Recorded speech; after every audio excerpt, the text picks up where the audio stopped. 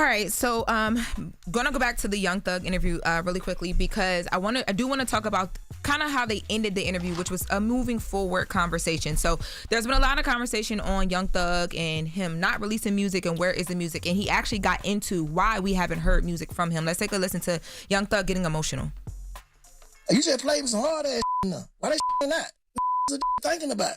Cause I just don't got my twin, bro. I don't got my friends, bro. I'm just up, right? I'm up, bro. Who I be with every day, I don't got them no more, bro. I'm up, bro. And I ain't lose no to a tragic or now. I lost to betrayal, bro. You signing that one piece of paper, signing your initials on this one piece of paper could get me a life sentence, man. Like what? Come on, bro. I get a life sentence all this piece of paper you signed, bro. Just cause you trying to get home fast, or you just trying to get to a, or you just doing a certain thing, bro. And you already done betrayed before, bro. A piece of paper on that, a piece of paper and all this. Man, bro, we brothers. Ain't no in the world making me go get Gunna. No, bro. Damn. And at this point in the interview, he's literally in tears as he's like, he says that was the first time where it hit him that he was actually hurt. The hardest thing for men to admit, just people in general, is that somebody hurt their feelings. And it's very hard for men to admit that. And he admitted it in that interview. And he said he wants the conversation. He clearly just wants the conversation. He wants to hear from Gunna why Gunna did what he did. Yes. And I guarantee you if they had that conversation, even though he said in the interview, hell no, he wouldn't forgive him. I bet you he would. Forgive him, and because I think when I listen to this conversation, I feel like he's kind of already began forgiving Gunna for the conversation. There's a point in the conversation where he straight up tells Bank, hell no. Yes, because Bank says, I know you want to forgive Gunna, and Stell goes, hell no, I don't. And he also says he doesn't want to talk to him, and then he says, I want to hear what he has to say. So he's going back and forth because obviously he still cares for him. And my point is, if you can get on a platform and say you still care for this person, you've already started thinking through why they did what they did, and that's a part of moving toward forgiving somebody. I think it's two different sides. So I think it's what he feels and what he thinks he's supposed to feel, right? Yeah, because it's a battle. Because what Gunna said was, when he spoke to Banks, he says, if he knew, when Gunna spoke to Banks, he said that if he knew that it would affect him, because he asked, would this affect Thug in any way? And they said no. But I think, my personal opinion, if Gunna knew it would affect Thug like this, I don't think Gunna would have went that well. I don't think Gunna would have did it. Because Gunna, I don't think he did it on purpose to hurt him. I think he was just saying, look, this is what I'm saying. I'm not pointing no fingers. I'm not saying nobody did anything. But that's what Banks said. That's what 21 said. They all said, I don't feel like he did this to hurt you. He was. I think he was wrong, but I don't think his intention was to hurt. I don't even know if he was wrong. I have no idea. Okay, I just know that I can understand where Thug is coming from. But when he called the label a gang and they're trying to say it's not a gang, that's hurtful. Yes. All I'm saying is the hardest thing for men to say is, hey man, you hurt my feelings.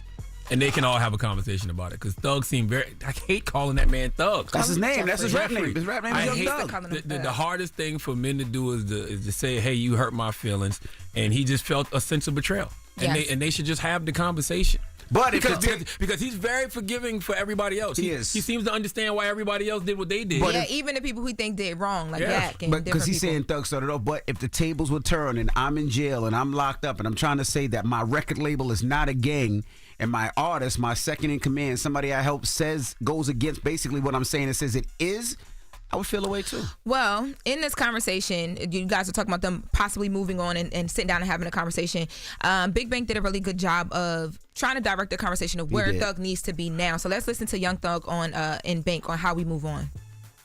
How do we stop giving a about what goes on in the real street? Talk to him, Bank. To some people, the we talking about is ignorant. To some people, yeah. To some people, but not where we from. We try to uphold some though. Ain't even about upholding. It's about manhood, bro. We men. Still though, like, if Elon Musk a young girl, is you gonna look at it like, man, that goddamn, that made billions of dollars, but he didn't mind the whole nother place. No, right is right, wrong is wrong. I don't give a what you made. But y'all leading the game like you one of the biggest in the game, bro. You gotta kind of set a precedent for the young.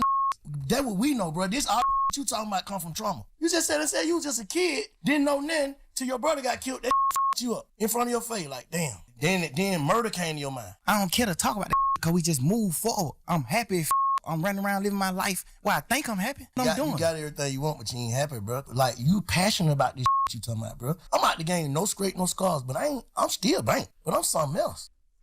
That Elon Musk analogy that he used didn't make any sense, even though I understood it, because the reality is there is no honor amongst the streets. There is no morals in the streets. What Elon Musk does is legitimate as far as his business. So if he goes and messes with a little girl, that's actually immoral. But what he does for full time isn't illegal.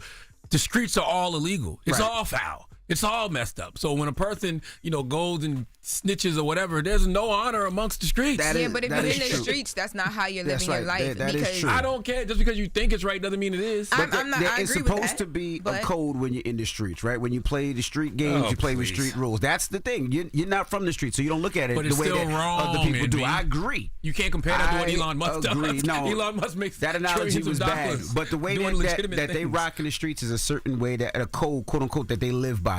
I don't live by that code. I am not a criminal. I've never sold crack. I never wanted to. But if they are in those streets and they do those things the street way, he looks at a certain moral, a certain code. And if you break that, they look at each other differently. You ever heard the story of the scorpion and the frog? I don't care.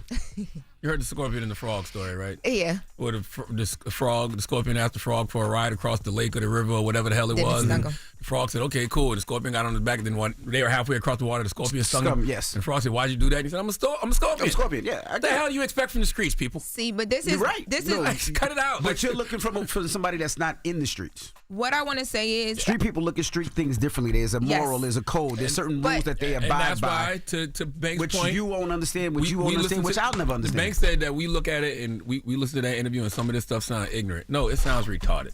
Okay.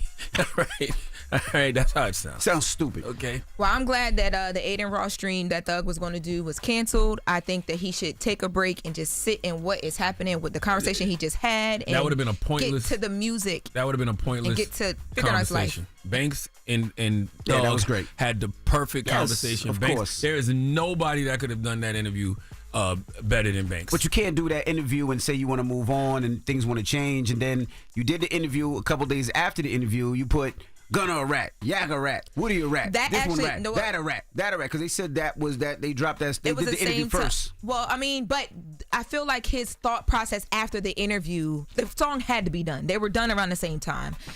So you got to give... They taped this interview last week. Yeah, last week. Yeah, but I thought you said that they were supposed to drop the song with the interview. I thought they did. Yeah, they did, but Envy is saying he did the song after the interview. No, but basically I'm saying he taped it last week, and if he wanted it over last week, he wouldn't have put that song out.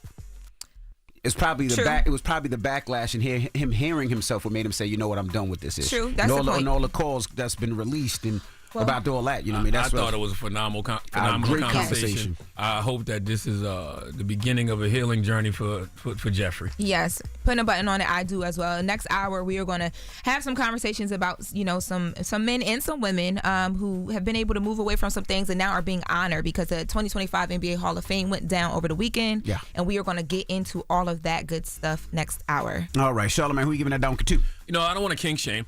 But there's a man named Elmonsi Cersei. He needs to come to the front of the congregation.